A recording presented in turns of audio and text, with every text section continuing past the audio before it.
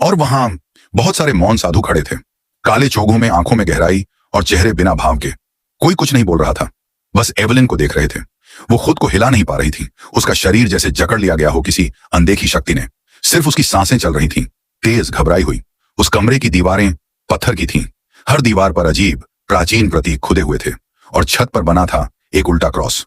ये चर्च नहीं था, ये किसी और की जगह थी।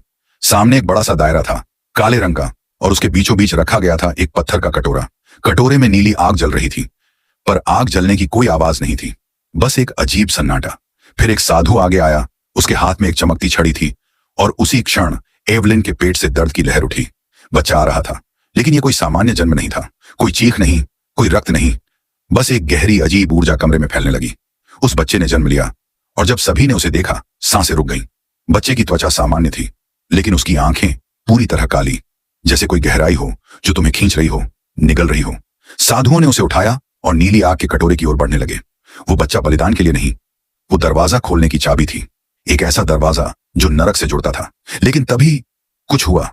एवलिन की आंखों से आंसू बहने लगे, लेकिन वो आंसू दर्द के नहीं थे, वो किसी अनदेखी शक्ति की पुकार थी। कमरे की हवा भारी हो गई, साधु रुक गए, नीली आग अचानक कांपने लगी, और तभी कमरे की छत से एक तेज सफेद रोशनी गिरी। सारे चिन्ह जलने लगे, साधु चिल्लाने लगे, उनकी आवाजें इंसानी नहीं थीं, और उस रोशनी के बीच एक छाया उतरी। ना मर्द, ना औरत, ना इंसान, ना देवता, वो प्रकाश था। उसने बच्चे की ओर देखा, फिर एवलिन की ओर, और फिर उसने बस एक हाथ हिलाया। बच्चा गायब हो गया, लेकिन कोई चीख नहीं, कोई रोना नहीं, बस शांति। साधु एक एक कर गिरने लगे, जैसे कोई शक्ति उन्हें मिटा रही हो, और उस दिव्य प्रकाश की आवाज सिर्फ एवलिन ने सुनी। अंधेरे से जन्म लेना पाप नहीं होता, लेकिन उसे बढ़ने देना, यह चुनाव है, और आज तुमने सही चुनाव किया है। अगली सुबह एवलिन अपने कमरे में थी, पेट सपाट था, शरीर शांत, लेकिन उसकी आंखें बदल चुकी थीं। अब उनमें डर नहीं था, बल्कि एक गहरा अनुभव और एक नई ताकत थी। उसने जो देखा था वो किसी को बता नहीं सकती थी, लेकिन वो जानती थी शैतान हार गया था, और रोशनी ने उसे फिर से जीवन दिया था। आज एवलिन एक साधारण जीवन जीती है, लेकिन हर रात सोने से पहले वो एक दुआ जरूर करती है। जो दरवाजा बंद हुआ है वो कभी फिर ना खुले, और जो बच्चा आया था वो कभी किसी के लिए अंधेरा ना बने।